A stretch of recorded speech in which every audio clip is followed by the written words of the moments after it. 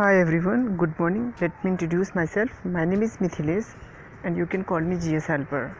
I'm here to talk about nuclear program, and through this article discussion we shall look into India's nuclear doctrine, and then we will also proceed on to know the gist or the essence of this particular editorial. The syllabus covered by this editorial article is highlighted below for your reference. See, India first tested its nuclear capability through controlled detonation in the year 1974. And on doing that, India became the sixth country to detonate a nuclear weapon, and it again made a controlled testing in the year 1998. And after conducting 5 nuclear tests over 2 days in the month of May in the year 1998, India declared itself as a state armed with nuclear weapons. And according to the 2019 SIPRI yearbook, the Indian arsenal includes around 130 to 140 warheads. Now, having said that, have in mind that India also has a well-sorted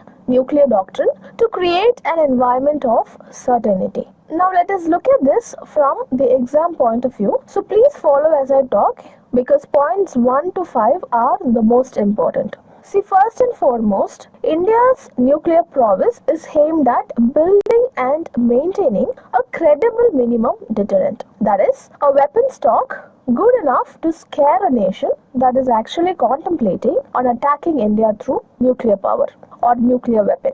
Now, secondly, India follows a posture of no first use. See, nuclear weapons will only be used in retaliation against a nuclear attack on Indian territory or on Indian forces anywhere. So, to put it in simple words, see, India will not be using nuclear weapons on anyone for the first time. That is, we will be using it only when we are attacked with a nuclear weapon. So, therefore, until a country does it,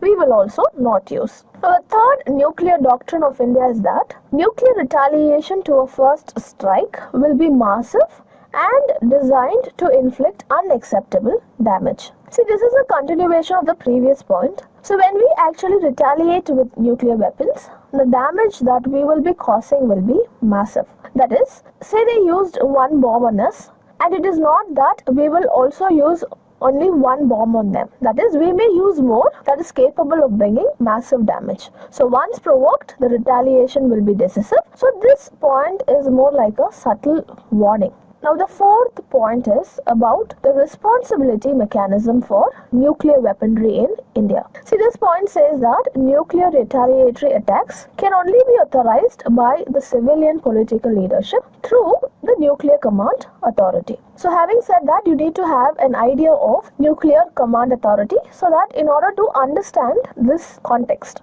See, the Nuclear Command Authority, it comprises of a political council and an executive council. Now, the political council is chaired by the Prime Minister, and it is the sole body which can authorize the use of nuclear weapons. Now, coming to the executive council, this council will be chaired by the National Security Advisor, and the body provides inputs for decision making by the Nuclear Command Authority. Both are civilian bodies, or in other words, the military cannot authorize a nuclear attack in our country, and only a civilian authority can. So, as you can see, this also reflects the democratic ethos of our nation. Now, the final doctrine is the non-use of nuclear weapons against non-nuclear weapon states. However, in the event of a major attack against India or Indian forces anywhere, be it by biological or chemical weapons, India will definitely retain the option of retaliating with nuclear weapons. So, that is, we won't be using nuclear weapons against those who do not have nuclear weapons. So, anyway, we have no first policy. But then, in cases where we are attacked by other deadly means, say like that of bioweapons or chemical weapons, then we may surely retaliate with nuclear weapons. Now, besides this, our doctrine also puts curbs on exports on nuclear material and also on the commitment to nuclear disarmament.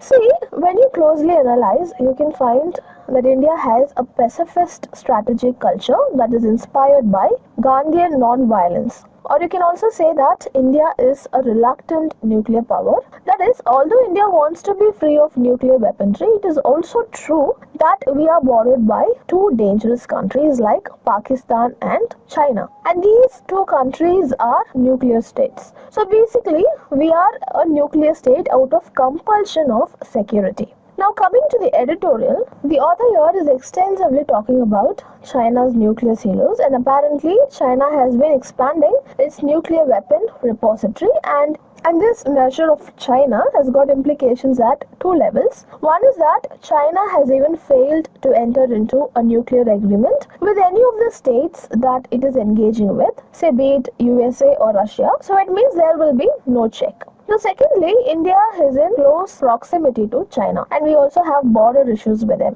So there are high chances for this to disturb the strategic balance between the two countries, and this is ultimately the essence of this particular editorial. Now with this understanding of India as a state armed with nuclear weapons, and also with our understanding about India's nuclear doctrine, let us now move on to the next part of our news discussion.